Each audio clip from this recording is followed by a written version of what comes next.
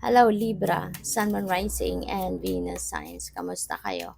Sana po'y nasa mabuti kayong kalagayan. Welcome back po sa Star Tarot. At kung bago kayo rito, welcome din po kayo. Please subscribe, like, share my videos, and leave me a comment kung nakaresonate kayo. So first card ni Libra, we have outer space. Take the time to heal, grow, and expand. Diba? Kasi maybe it's about time na for you to grow. It's about time na for you to thrive. Panahon na to para mag-progress na kayo. No? Kaya kalimutan mo na, isang tabi mo na kung ano man itong mga bagay na mabigat pa rin, no?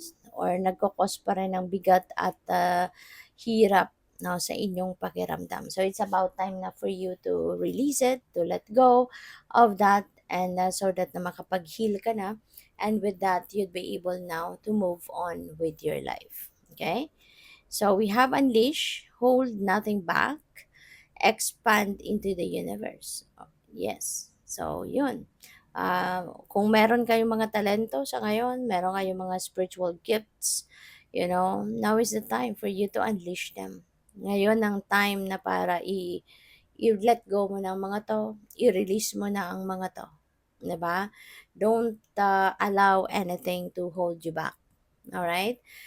Bagkus para na magtuloy-tuloy na yung inyong pag-asenso, pag-progress, pag-prosper, lalo-lalo na pagdating sa inyong money, career, and finances. So, unleash, no? Unleash everything na pwede mong magamit para tuluyan ka ng umasenso, para tuluyan ka ng, alam mo yun, mag-thrive, no? So, what else? Breakthrough. For a star to be born, it must first collapse. This is not your destruction, and this is your birth. Ayan. So, breakthrough is coming your way, Libra. Breakthrough is going to be yours sa ngayon. At ito na. Ito na yung magiging susi. Ito na yung magiging daan para tuluyan ka ng umasenso sa buhay. There are some things na will be distracted, no? And that is going to give you an opportunity as well para makapagsimula muli. Makapagsimula ng kunya. Let's say for example, negosyo, 'di ba? Maaaring ang iba sa inyo merong business na alam mong you've been holding on too tight onto it pero alam mo namang hindi ka na dito kumikita. Hindi na to hindi nagta-thrive, kaya po pwedeng you're gonna close it, po pwedeng aanuhin mo na 'to, sasara mo na at magsisimula ka ng panibago. Magsisimula ka ng panibagong mas, alam mo 'yun, mas matibay, 'di ba? Mas sigurado ka na pinag-aralan mo talaga yung negosyong ito na bago mong papasukin, yung gano'n, 'no? So, tingnan natin ano pa ang ganap. And by the way, maraming salamat for subscribing.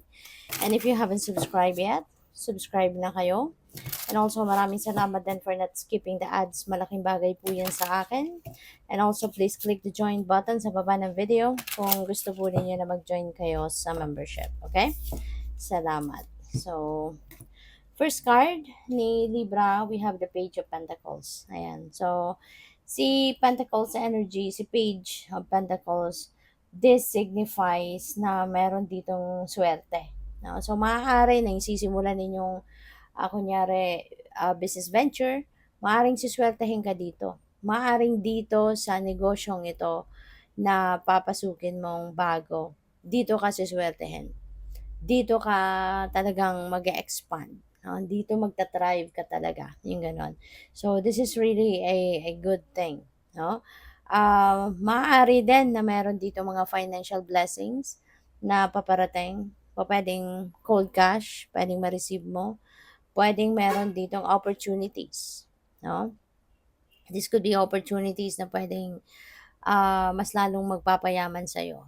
Mas lalong magdadala sa inyo ng wealth, ng prosperity, ng abundance. Possible din na ang iba sa inyo rito, baka merong mga sale, sale of property, bahay, lupa, mga ganyan. So, it's either ikaw yung bibili or ikaw yung nagse-sell nito. Kaya pupuwedeng talagang manggagaling diyan din 'no, yung malaking amount of money. So, possible 'yan. So, we have the King of Pentacles. Uh, this is also wealth, abundance, prosperity, you know. This could also signify na baka nandoon na nga kayo, no? For some of you, baka nandoon na kayo sa tugatog ng inyong tagumpay pagdating sa inyong money, career, and finances. And with all these opportunities na paparating, mas lalo kayong magiging successful pagdating sa inyong money, career, and finances. You know? Or probably meron ditong paparating 'no, na talagang big time na opportunity na siyang magdadala sa'yo ng kaperahan. Siyang magdadala sa'yo ng, talagang, financial ano ninyo, financial success 'no, as in magiging bonggang-bongga yung inyong kaperahang aspeto. So we also have Two of Pentacles. This could resonate with multiple opportunities. Baka since this is a pentacle energy, pwedeng meron dito mga financial opportunities na pwedeng pagpilian ninyo.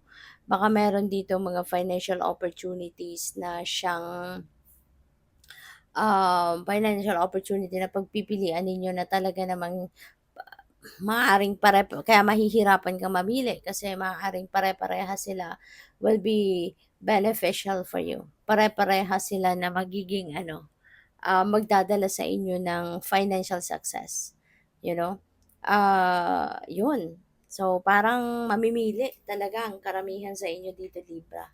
Maaaring mapupunta ka sa isang sitwasyon wherein you will need no to choose which one is going to be the best no para sa iyo. So what else? We have Queen of Swords. Yeah, you will get the clarity dito. Feeling ko dito mapag-iisipan mong mabuti ito kung alin dito yung tama talaga.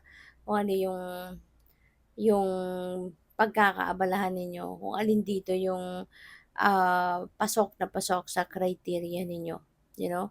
And for most of you, Libra, ang feeling ko dito, most of you are going to give more focus on your career around this time. Kasi baka recently, baka nakakaligtaan ninyo yun or hindi yun yung napaprioritize ninyo, 'di ba? Kaya ngayon babawi kayo, kumbaga. Mas magbibigay kayo ng mas maraming oras ngayon sa pagtatrabaho, sa inyong karera, pupuwedeng sa negosyo ninyo, 'no? Yung source of income ninyo will be one of your ano, major focus at this time. And maaari din ano na this is going to be there is going to be a change for some of you lalo-lalo na pagdating din sa inyong pakikipag-communicate. Maaaring ang karamihan sa inyo dito needs to learn on how to communicate clearly and effectively with other people. Baka sa ngayon mas ano kayo, mas magkakaroon kayo ng kalinawan sa inyong isipan. Maybe you are going to be more honest ngayon sa sarili ninyo on communicating how you feel or communicating what you think.